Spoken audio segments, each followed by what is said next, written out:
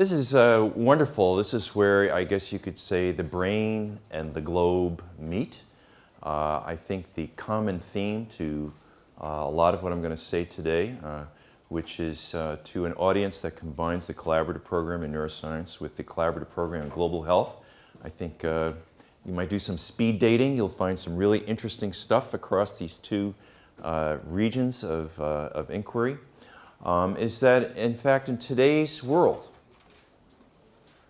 the number one economy is the knowledge economy. And in fact, to power that knowledge economy, we need smart people like you.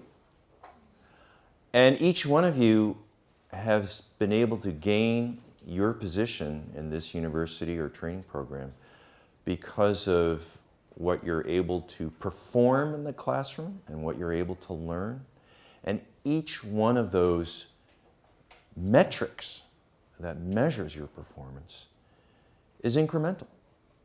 And if you start losing points on your performance, you may not get into the University of Toronto. You may not get into the graduate school you want to go to.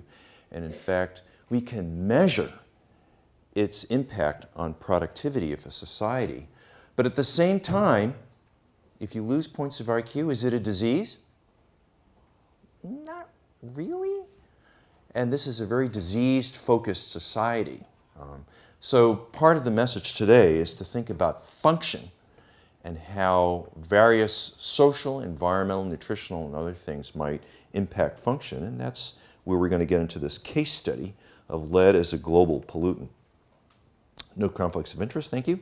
And I just want to start off by saying I have to leave at 5 sharp today. So I'm going to try to leave some time for questions, but I'm going to go pretty fast. And I'm sorry we got a late start. First is a little bit of advertisement for folks who are interested in public health. It basically comes down to this. The difference between public health and medicine is that in public health, we save lives too, but 1 million at a time. It's about population health, about big changes in policy. It's about safe food, air, water, and other practices that keep us healthy, not just treating disease. Okay, we're going to go into this case study after a little bit of background and then try to derive some lessons from neuroscience and global health. Now, one of the big questions of all of science and health is what causes disease? And it used to be maybe 20, 30 years ago, we thought of the world as, well, there's environmental causes of disease like the malaria parasite or lack of good nutrition, and then there's genetic causes of disease. But in fact, now we realize that most health and disease is a complex interplay between environment and genetic variants. And all of you have genetic variants that dictate the color of your hair, that dictate the way you react to certain things in the environment, and that's the point. Now, what is the environmental contribution to disease? Can we measure it? Can we quantify it? In fact, there is a whole series of studies that have developed in the last 15 to 20 years in which, by looking at tens of thousands of monozygotic and dizygotic twins, that is, twins who are identical or non-identical, we can actually mathematically precisely estimate what's the contribution of the inherited complement versus the shared environment during pregnancy versus the unshared environment of these twins as they grow up. Because in fact, may I ask you, if your uncle has Parkinson's disease and his identical twin brother exists, and if the disease was simply genetic, what's the probability that his twin brother will get Parkinson's disease? 100%, right.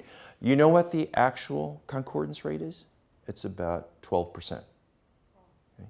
When that study first came out, this is Carly Tanner's study in JAMA about 15 years ago, it was a shocker because no one in neuroscience was asking whether there was environmental risk factors for Parkinson's disease.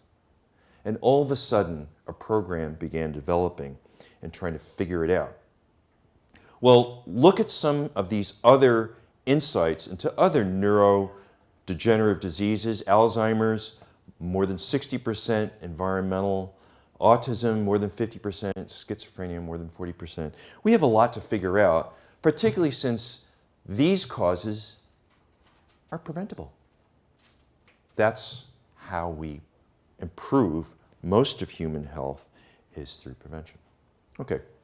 Now, when asked often, since I do human population studies using molecular techniques, what are the biggest challenges in environmental epidemiology? I feel like a real estate agent because I say, it's exposure, exposure, and exposure. Whereas the real estate agent, as you may know, says it's location, location, location. The problem is that, can anybody in this room know what their in utero exposures were to pesticides? Of course not. You have no idea. And if you took a blood test today, it'd say nothing about what your in utero exposure environment was. But in fact, the fetal origins of adult disease hypothesis has particular relevance to environmental exposures and disease as we get to understand the windows of vulnerability of the human organism to various environmental, nutritional, and other stressors. Okay? So that's just one example, but estimating exposures in general is very, very difficult. Certainly if you're doing big occupational studies of workers in industry, you'll have some idea of exposures. And if they're lifestyle habits, smokers, they can fill out a questionnaire and they know exactly how much they smoked. But pesticides, maybe your lifetime exposures to metals or radiation, who knows that? Now, in this case study, we're going to be talking about lead, which is arguably one of the most studied toxicants of all of environmental health. And partly because everybody in this room has been exposed. Some of the exposures relate to growing up in an urban environment, because in fact, in the US and Canada, any house built before 1975 was painted with lead paint. We used it because it was lustrous, it lasted a long time. But in fact, this paint, which is 50% elemental lead, did deteriorate. It was sweet, children gnawed at it, and it also fell into the ground, crushed into dust. Kids under the age of 3 would play in it, and guess what? Hand-to-mouth contact is normal behavior until you're age 5. So lots of kids have been exposed to lead through lead paint, but in fact, this is actually the biggest reason why everybody has a lead burden in their body. What you're looking at is ice core samples from northern Greenland, where there are no cars. There's no industry. There's hardly any people. And what you're looking at is stratospheric deposition of lead beginning with the industrial age, and this is when we put lead in gasoline. The end result is that all of us have lead in our bodies. You actually have to go to prehistoric man to find people with really low levels of lead in their body. Most of us are in this onion, and some unfortunate few of us are at the very top with a lot of lead in our bodies. Now, what is it doing to us? Now, I'm going to flash forward directly to some of the health effects. Basically, lead makes kids stupid. It's as simple as that. They lose points of IQ in a dose-response fashion. Here, actually, just are 2 examples of studies, and there's been dozens of international studies. This one in the New England Journal of Medicine in '88. They measured blood levels at birth and followed the kids in Port Pirie, Australia, till age 5. And you can see this nice dose response related decline in performance on the McCarthy scales of intelligence. Interestingly, let me point out 2 things. One of them is that at the time this study was done, the allowable amount of lead in a child's blood was 40 micrograms per deciliter. So this is all within the acceptable range. The second is that this study was done in Port Pirie, a very interesting town, a smelter on the coast of Australia, where because of the meteorologic conditions, the lead smelter emissions arced around the circumference of the town before it went out over the sea. And that meant the rich kids had a fair amount of exposure, just like the poor kids. And that actually addressed one of the criticisms of lead IQ studies, which is, oh, it's just the poor kids who are exposed to lead paint or poor deteriorating housing, and we all know that poor kids, aren't very smart. Well, in fact, this controlled for a lot of that, even after adjusting for all those factors as well. The study on the right is one of our studies. This is from our birth cohort study. And you'll notice that the range of blood leads here only goes up to 10 micrograms per deciliter. That's because this study specifically addressed what was happening below 10 micrograms per deciliter, which was the new standard for lead in a child's blood in 1991. And what we saw is this dose-related decline. You can still see an effect of lead on IQ, even at low doses. Now, why is that? There have been a lot of really neat basic science studies on how lead interferes with cell signaling, it interferes with calcium-dependent enzyme systems. But one of the most important insights relates to what we can see with really low levels of lead and synaptogenesis. Because as you know, as in many of you as neuroscience majors, that you're born with all the neurons you're going to have, but that doesn't make you smart. It's the synaptic architecture that develops, which itself is a result of good parenting, good nutrition, good environmental stimuli. And your brain will strengthen those synaptic pathways that it needs to think better and prune away the inefficient connections that otherwise would interfere with optimal transmission. Well, you know what lead does? It just introduces noise. And what do you have? Fuzzy architecture gives you fuzzy thinking. Now, some people have said, in fact, this came up during the Senate hearings on lead control in the US Congress, where Arlen Specter, who's a Republican senator from Pennsylvania, told one of my former colleagues, Herb Needleman, Herb, you showed us that reducing blood lead by 10 micrograms per deciliter will improve IQ by about maybe 4 points. Well, what's really the big deal with 4 points of IQ? I mean, everybody in this room probably would still gotten it into U of T. And among the points that Herb made is that, first of all, you're talking about a population-wide exposure. Everybody's exposed.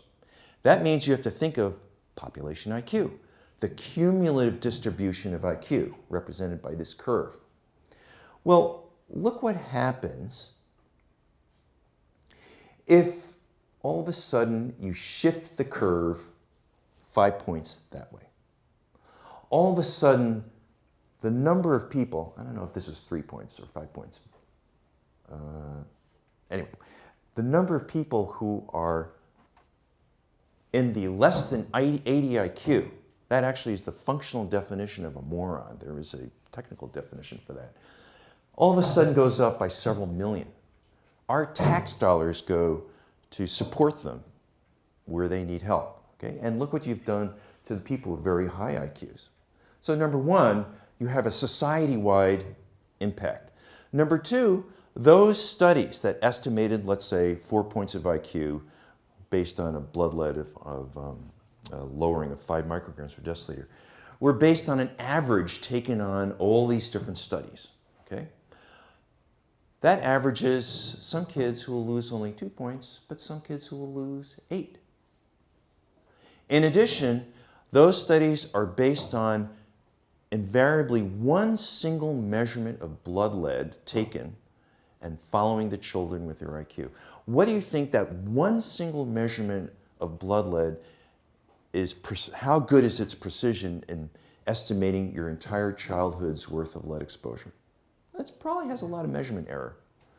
Well, one of the epidemiologic principles that a lot of the students in the collaborative program in global health are learning is that those kinds of errors will bias your effect estimates towards the null. In other words, the true impact of lead on IQ is probably even higher.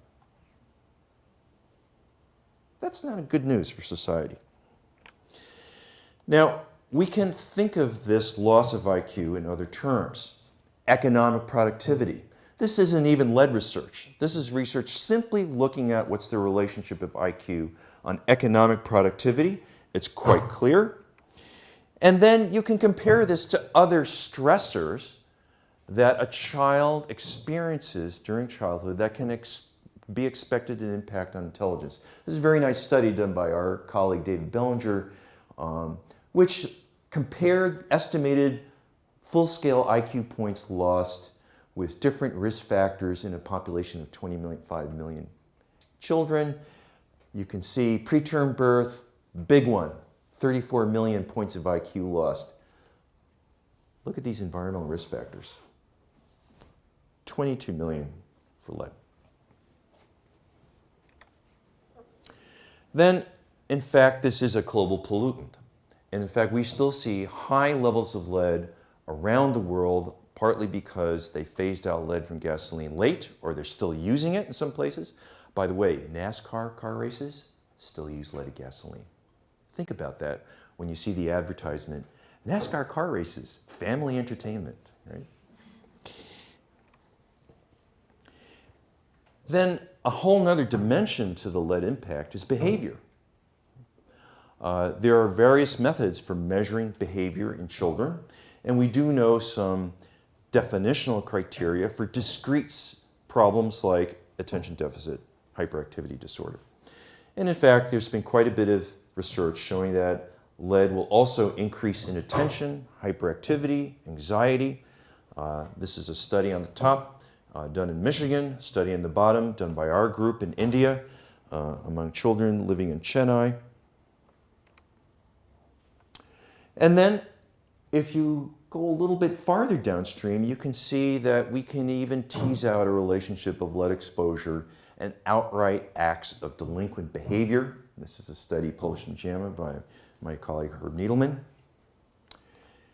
And finally, the bottom row is a really interesting sociology analysis looking at the year and the use of lead in different states and the incidence of violent crime lagged by 20 years.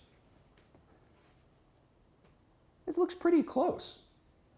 And one of the implications is that there may be environmental risk factors for outright pathologic behavior that need to be accounted for. Now, the irony is that lead is one of the great success stories of environmental health. We took it out of paint. We took it out of gasoline. We took it out of food cans. We used to use lead tin solder to solder the bottom of the food can in which you kept your tuna fish, you know. We actually saw a spectacular decline in blood leads. And that's a good thing because here in the Centers for Disease Control, standards for blood lead are depicted because once the studies gain traction and more sophistication, you can see that the allowable amounts of lead in a child's blood went from 30 to 25/10, most recently in 2012 to 5. And that's not because we don't see effects under 5, it's because that was felt to be politically feasible, 5. That automatically still means that a couple million children in the US exceed that limit. But the removal of all of these different, from lead from all these different products was quite effective. Here you're looking at data from the National Health and Nutrition Examination Survey in the US, where you can see the blood levels have come down spectacularly the year that lead was phased out of gasoline and lead solder, and superimposed are these quarterly sales figures for leaded gasoline, giving you a sense of how important an exposure it was for your average blood lead. But we unfortunately still have retention of this problem, particularly in old cities. You read about it occasionally, like the Flint water crisis that happened last year. Basically, there are pockets of high lead exposure in many urban areas. If you live in a house built before 1950, you probably have a lead pipe going from the water main into your house, and you certainly have lead soldered plumbing right up until 1980. This is also, from a global perspective, a pretty good example of what we call the exportation of hazardous industries, products, and wastes. Because if we think of, for instance, the lead acid battery industry, anybody here have a car? Raise your hand, have a car? Well, you have a battery in it that has at least 8 pounds of lead in it. Where was that battery manufactured? It used to be all over US and Canada, along with the automotive industry. But in the last 25 years, we've exported those dirty industries all over the Pacific Rim, particularly South America. That's where the hazards are going. Now, here's where we get into the research piece. Most of you know that smoking's a bad thing. And if your uncle goes to you and says, I'm a smoker, you're in the health sciences, can you tell me what really is my risk for lung cancer? The answer is not based on, well, uncle, how many cigarettes did you smoke last week? The answer is based on, and as you learn this in the health sciences, what age did you begin smoking? When did you quit? How many packs of cigarettes per day on average? And then you simply calculate pack years. That is the most accurate metric for what your uncle's risk is for lung cancer. That's cumulative exposure, because so many toxicant effects are based on cumulative effects. Well, here's the deal. The blood lead I was telling you, all these studies and regulations based on blood lead, that only tells you what your lead exposure is like the last 30 to 90 days. Okay? If you have a blood lead of 15 today, you have no idea whether you've had that exposure for a month or 20 years. No way of knowing. So instead, we have to come up with some other metrics. This lovely diagram, which when I first looked at it, I thought that this was the organization chart of the Environmental Protection Agency. No, this is actually a chart showing you the multiple pathways of exposure for a human being to lead. And the basic message is that it's impossible to use a questionnaire to estimate what anybody's lead burden is like in this room, because the pathways and the sources are too numerous, they're invisible, you don't feel it, you don't taste it, you just have no idea. So we got to come up with a different method. This is where I acknowledge our research group. It's a multinational, multi-institutional research group with funding from NIH for the last 25 years. And our funders are mostly in the US, but they're elsewhere around the world.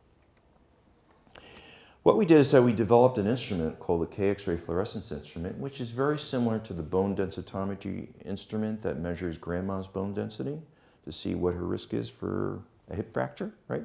But instead of just measuring the signal from calcium, we measure the signal from lead. And the lead-calcium ratio turns out to be a very nice, precise, and accurate estimate of the lead in bone. And we've used this measure around the world in different studies, and different universities are using it now. This is what the data looks like if you measure a normal population, normal, quote unquote, population of middle-aged to elderly men living in the Boston area. It's called the normative aging study. And none of these folks had worked in what could be considered a lead industry, like a lead smelter or a lead battery plant. Okay? All their blood leads were very low. The highest one was 8 micrograms per deciliter, which is pretty darn low. But their bone lead levels at any particular age are all over the map. Okay? A reflection of how your cumulative dose, because 99% of the lead in an adult's body is sequestered in bone, which is what we're measuring, where it has a half-life of decades, your cumulative dose is very different from what you were exposed to recently. Okay? So we have to think of dosimetrics. Then, if you take this new biological marker of dose, cumulative dose, and then apply it to research on outcomes, this is an example of what you see. Basically, among these men, if you happen to be in the top quartile, the top fourth of the population in terms of your bone lead, you will have doubled your risk of developing hypertension. Now, this is an interesting study we published in JAMA quite some time ago, 20 years ago. Partly because the effect is very strong, and interestingly, the effect is more greater than that of age. Why is that interesting? Well, if you're training as a health practitioner, you will inevitably read in a textbook somewhere that as you get older, your blood pressure rises with age. It's not true. Actually, if you looked at a non-industrialized society, like the Bantu of South Africa, blood pressure when you're 50 is pretty much the same as when you're 20. But then when you do the migration epidemiology studies and follow them into cities, like Cape Town, you see the blood pressure rising with age. So we've always known that there's something about modern industrial, urban life that increases blood pressure with age. We just didn't have the tools to figure out what. And here's a study indicating that lead may be a factor. Now I want to go straight to lead in pregnancy. Why? Well, I told you that lead sequesters in bone, and it's stored there for decades. But you know what? It's not stored there permanently. And there are periods of life when the skeleton is literally demineralizing itself. One of them is old age, and we worry about that. In fact, we're doing studies of aging, bone lead health. But the other is pregnancy. We worry about that because lead freely crosses the placenta. And what this means is that you could be a woman who becomes pregnant, goes to Whole Foods, we call it whole paycheck, spends a lot of money to make sure that you're living well and, eating, breathing all the right things, but your history might catch up to you because of those lead stores in your bone. We know they get mobilized at greatly increased rates to feed the enormous demand for calcium of the growing skeleton. So would lead just cross the placenta and attack the fetal nervous system? We did this research in Mexico with our collaborators in this great birth cohort project called the Early Life Exposures in Mexico to Environmental Intoxicants. Actually, we have some of the collaborators here. Raise your hand. Come on, Christine, students, Mortiza. Yeah, thank you, thank you. We did it in Mexico partly because one of my best friends was an investigator at the National Institute of Public Health. But on top of that, Mexico had phased lead out of gasoline about 15 years after the US. And in the mid-1990s when we started this study, we were in this very opportunistic time window when the blood lead levels had come down nicely, but the bone lead levels are still very high. So now we had a great opportunity to disentangle the effects of acute and long-term exposure. And these are the kinds of effects that you see. We measured bone leads in the women. The offspring grew up for 2 years. At birth, we found that the women's bone lead was associated with lower birth weight after controlling for the usual things that dictate birth weight. And then after we followed the children for 2 years, in this study, we found that the women's bone lead levels predicted lower IQ 2 years later in the offspring. And that's after controlling for the usual things, including the blood lead of the kids at age 2 years. Now, I just showed you the information from the Centers for Disease Control showing the lowering of the allowable amounts of lead in a child's blood, but you missed half the picture, what's happening in pregnancy, right? Another thing to worry about. Then we did, in our research, we took samples from pregnant women at each trimester of pregnancy to see if we can discern windows of vulnerability during gestation, and found that the blood lead levels, the plasma lead levels in the pregnant women during the first trimester were far more influential than the plasma levels later in pregnancy in predicting lower IQ in the offspring.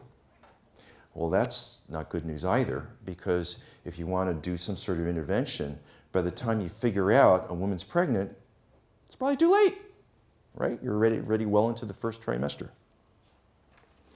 This is the kind of research that has led NIH to fund us to do a randomized, double-blind, placebo-controlled trial in Mexico, where we found that, in fact, we can lower blood lead levels during pregnancy and the mobilization of lead from bone from decreased bone turnover, about 30% or so with a 1,200 milligram bedtime dose of calcium. This is now incorporated in some of the suggested guidelines for pregnancy that has been promulgated by the US Centers for Disease Control. But this is the kind of research that then begins to open the door to understanding, again, what are the fetal origins of our adult disease, a lot of it expressed in children. The overall implications are that we have to think about what the global burden of disease is, particularly since we may have lower lead exposure in North America, but it's high in many other places in the world, and because these residual burdens last for a very, very long time. We did this analysis with the WHO Global Burden of Disease Project, in which when we categorized the regions of the world into 16 different regions.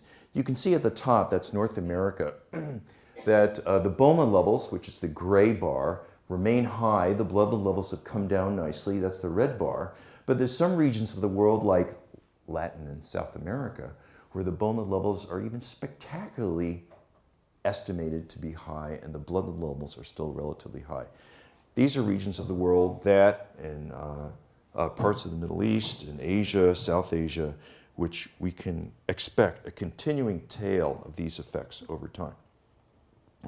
Now, there are other neurological outcomes that we've looked at. We did a case control study with collaborators at NIH to show that, in fact, if you have high bone lead, you have a much elevated risk, odds of having developed amyotrophic lateral sclerosis.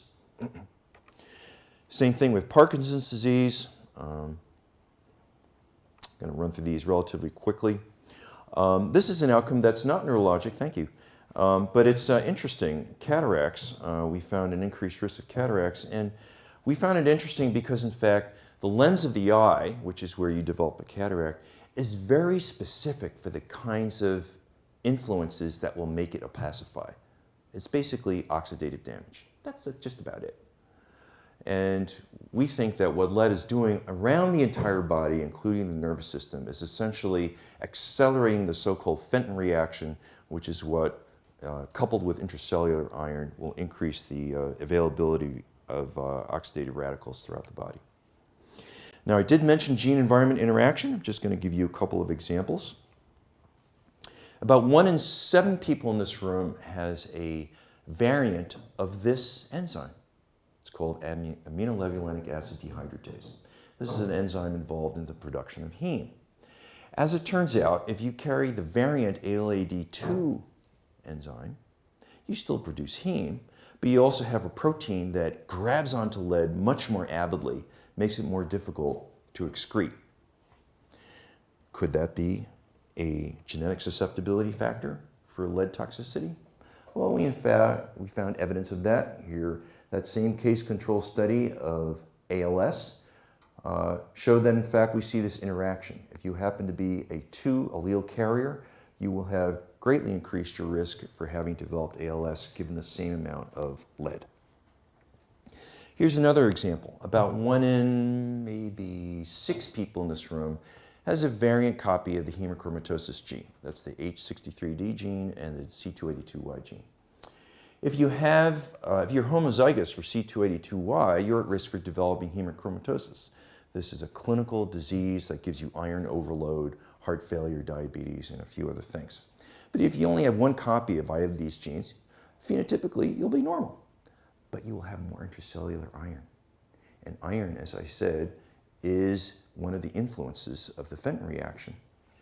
Well, as it turns out, this graph, this research study, we show that if you have 1 or more copies of this gene, you'll have a much worse impact of cumulative lead exposure on your performance on a very simple test of cognition, the mini mental status exam.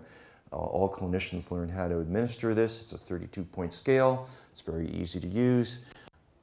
Even with such a crude tool, we can see an effect. Now, here's the final twist from a neuroscience point of view. This is research that's been generated by Nasser Zawiya and colleagues at the University of Rhode Island. And basically, they generated evidence for a hypothesis that, in fact, lead may be a fetal origins of adult disease risk factor for Alzheimer's. What they found in these mice studies is that, in fact, you can cause overexpression of the amyloid precursor protein gene if you expose early life mice to lead, and then the overexpression goes away. But then later in life, you see the spontaneous upregulation of APP. You cannot reproduce this by exposing a middle-aged mouse to lead. It only happens if you expose them in early life. What's the implication? There's a programming event going on in early life that will result in APP, overexpression. Now, when we look for risk factors for Alzheimer's disease, and I showed you the twin study data suggesting that more than 60% of Alzheimer's and late onset Alzheimer's is environmental, the risk factors, we haven't been able to come up with anything. Well, that's because we're taking histories of people when they're adults, maybe.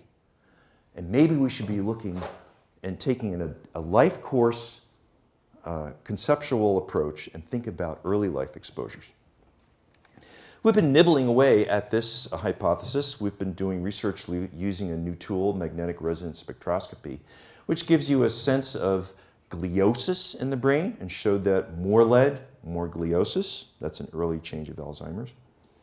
Then there's the emergence of the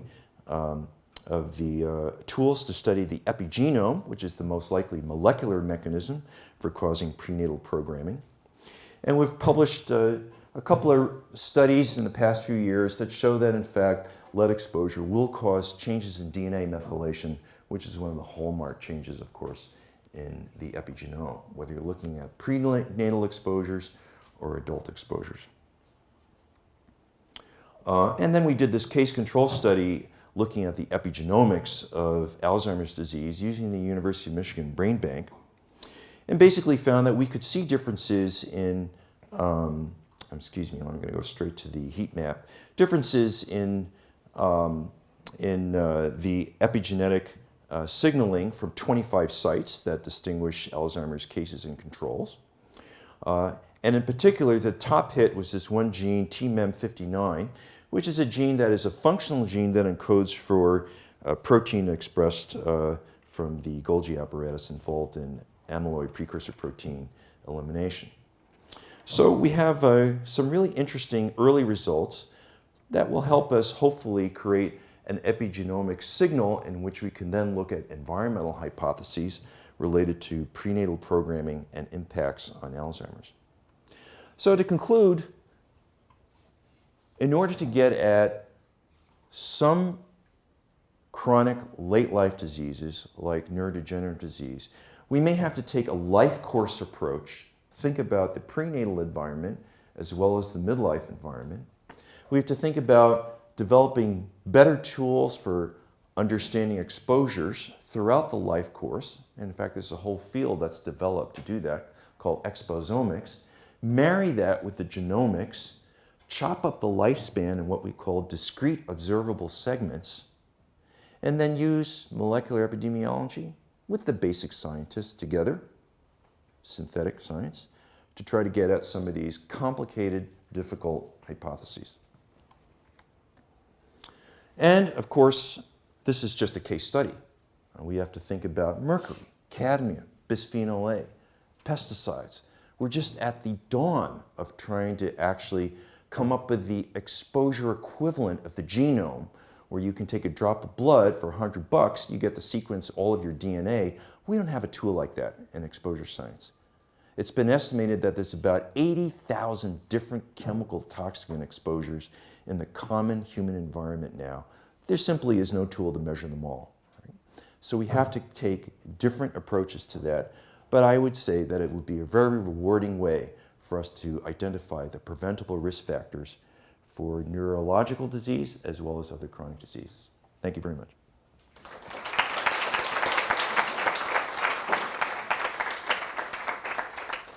This actually is the first work ever presented in this CPIN lecture series. Very inspirational, really bring us from the bench work to the public health that save millions of lives here. Now, so questions. There's any question from the student? Yes?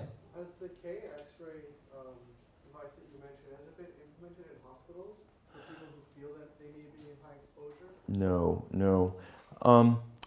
Right now it remains a research tool.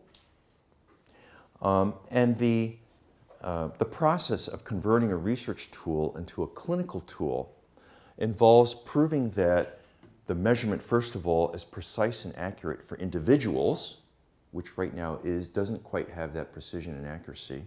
And second of all, that if you identify the measurement, you can do something about it. And right now we don't know what to do with someone who has a high bone lead, right? We simply don't. Maybe for pregnant women, we'll have them take high calcium, but that could be given to women regardless of what their bone lead level is.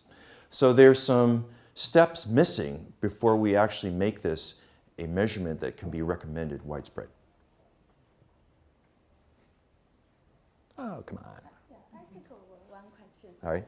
So you said lead will induce the synaptic transmission in the noise level. Basically, is stimulate synaptic transmission. So how so? Like any general idea? Okay. Because we all know the noise Yeah. release, like spontaneous release of Yeah. synapse. Yeah, it's a great question. My understanding is that it relates to the release of neurotransmitters and the cell signaling that's involved in that. Tom Ghiarti, who just left Columbia to become the dean of the School of Public Health at Florida, is a world-leading expert in sort of the mechanisms of how that might happen. I think given some of the recent epidemiologic research, I think there's renewed interest in trying to understand those mechanisms because it may create some pathways towards prevention or secondary prevention. But I will say this, which is that there was a multi-center randomized double-blind placebo-controlled trial of a treatment for children with lead exposure using a drug called DMSA, which is not a neurological drug. It's a chelating drug that removes lead from the body. Negative.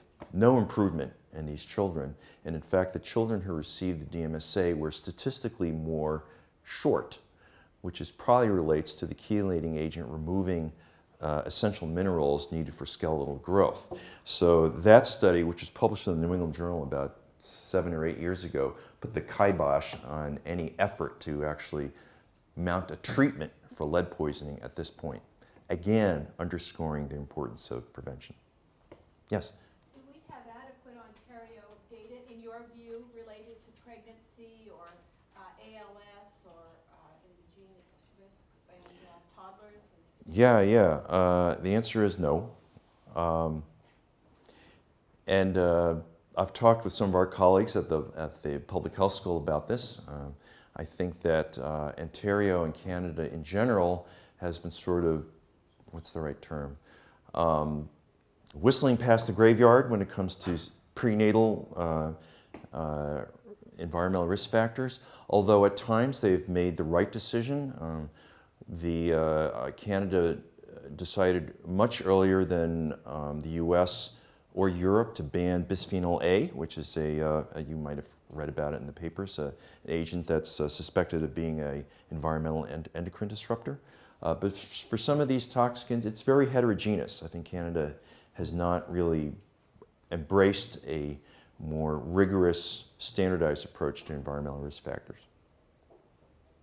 Yes, and back. So I was wondering, you said that lead exposure has an effect on specific types of IQ, that it has an effect on decreasing IQ, but I was wondering if it has effects on specific types of intelligence. Yes, and the answer is yes. You can look at some of the more sophisticated cognitive testing that will give you a general cognitive index, which is what IQ reflects, but then in the domains of intelligence, you can see impacts particularly in things like verbal reasoning, visual spatial function.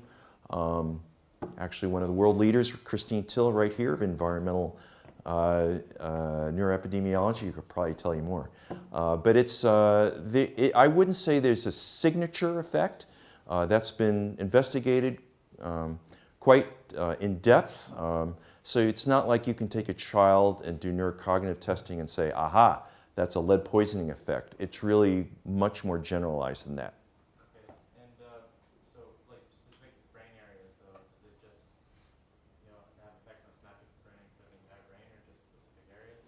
Yeah, there is some regional specificity to lead's effect. There's been some MRI studies, particularly out of the Cincinnati cohort. Some of it relates to the limbic area and the hippocampus, but also clearly there's regions of the cortex that are involved. Yes? Just wondering, so it seems like just in terms of public policy of limiting lead exposure, it's to a certain extent it will be futile. There's only so much you can control. Are there other like public policy ways of sort of mitigating the effects on children who are born who have sort of like an early year education intervention? Are there ways to kind of mitigate it? Yeah. You can't completely cut it off. Yeah, I think the experience in the U.S. tells us that, for an environmental toxicant like this, it has multiple streams of entry into any individual's experience. It could be in the soil outside of your house, which would then be in the province of maybe the housing authority, as well as the Environmental Protection Agency. It could be in the food that you ingest, because many leafy green vegetables concentrate lead in soil into their leaves, like spinach, right? It just goes on and on and on. And then, of course, the entire food economy is now globally distributed, so where you get your food from, well, is who's minding the store and who's doing the testing. You can see how complicated it gets, especially if you must try to prevent the exposures from multiple sources rather than rely on a treatment. So it's a thorny problem. That's the question. Yes. You're saying that calcium intake may have an effect in counteracting the lead exposure. Has there been any look at the amount of milk consumption, either pre or postnatally, that may have any effect on again counteracting? Yeah, sure. In fact, ironically, about 50 years ago, employers were in the lead battery industry or the smelting industry were giving their employees milk to drink because it was well known to decrease their blood lead levels low enough so they would escape detection from the Occupational Safety and Health Administration. Part of that is because what calcium also does, the calcium in milk, is that it competes for the N-ramp receptor that's involved in the uptake of divalent cations, including lead. So the calcium will compete with the lead off the receptor, and you'll absorb less of the lead that's in your gut, right? But those are obviously not ideal ways of treating someone, especially if you're keeping that person exposed to high lead. But for parents, there is the pediatricians who've treated lead poisoning will actually advocate for those kinds of strategies in addition to removing kids from lead exposure. Well, the time is up. I have to stop you from the discussion. So this is really indeed very fabulous and stimulating talk. Bring the basic research in neuroscience right to the public health. So let's just thank Professor Wu again. And